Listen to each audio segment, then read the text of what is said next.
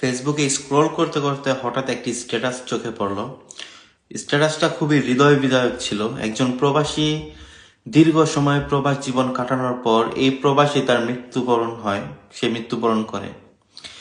এবং যথারীতিভাবে দুইটা নিয়ম আছে, যে একটা হয়তো দেশে পাঠাবে তার মৃতদেহ, এবং আরেকটা এই দেশে দাফন করা হবে, যদি তার পরিচিত পরিজন কেউ থাকে দাফন করা হবে, না হয়তো তাকে বেওয়ারিশ হিসাবে দাফন করা হয়। তো ওই লোকটি কফিলের বাড়িতে চাকরি করত। তো উনি মারা যাওয়ার পর তার কফিল তার গ্রামের বাড়িতে যোগাযোগ করে। সে বলে যে যদি আমি তার লাশ বাংলাদেশে পাঠাই তাহলে তার সবকিছু মানে বহন করবে তার কফিল। যে 2-3 লাখ টাকা খরচ হয় একটা মৃতদেহ বাংলাদেশে পাঠাতে, তা সব বহন করবে তার কফিল। আর যদি সেই দেশেই যে দেশে মৃত্যুবরণ করছে প্রবাসে, সেই দেশে তার মৃতদেহ দাফন করা হয়, তাহলে যেই টাকাটা তার লাশ দেশে পাঠাতে লাগতো, মানে খরচ হতো, ওই টাকাটা তার পরিবারকে দিয়ে দিবে, আর লাশটা এই দেশেই দাফন করে দেবে। তো এই কথাগুলো শোনার পর এই যে ব্যক্তি মৃত্যুবরণ করছে তার মা জানিয়েছেন যে মৃতদেহ আনার প্রয়োজন নেই, তাদেরকে টাকার প্রয়োজন আর কি, এমন কিছু বলছেন, যে তার টাকা পাঠিয়ে দিতে, তার মৃতদেহ ওই দেশে যে দেশে মৃত্যুবরণ করছে সেই দেশেই দাফন করে দেওয়ার জন্য।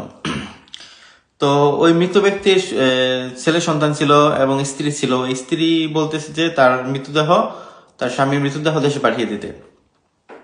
তো স্ত্রীর সাথে ওই মৃত ব্যক্তির মায়ের অনেক বাদ বিতঙ্গ হয়। তো এক পর্যায়ে ওই তার স্ত্রী তার লাশটা দেশে নিয়ে যায় এবং তা সম্পূর্ণ বহন করে তার কফিল খরচ। তো দেশে পাঠানোর পর তার মৃতদেহটা একটা কফিন বন্দি, মানে বিদেশ থেকে যাদের মৃতদেহ যায় তাদের দেহ একটা কফিনের ভিতরে দিয়ে পাঠায়। তার মা কি করছে, তার কফিনটার মধ্যে লাথি দিছে। আসলে স্ট্যাটাসটা পড়ার পরে মানে ভাষা হারিয়ে ফেলছি, যে মা এমন হয়, কার জন্য করছে এই লোকটা? এই প্রবাসের মাটিতে খেয়ে না খেয়ে এত কষ্ট করে কাজ করে উপার্জন করে সেই টাকা ফ্যামিলির হাতে তুলে দিছে, কার জন্য করলো? তার কফিন বন্দি লাশটার মধ্যে লাথি দিল।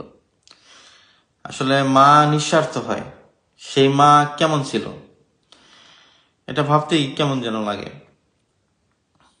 আল্লাহ তার সেই মৃত ব্যক্তি প্রবাসী ভাইকে জান্নাতবাসী করুক, এবং তার স্ত্রী ছেলে সন্তানকে ধৈর্য ধরার তৌফিক দেখ আল্লাহ তাআলা।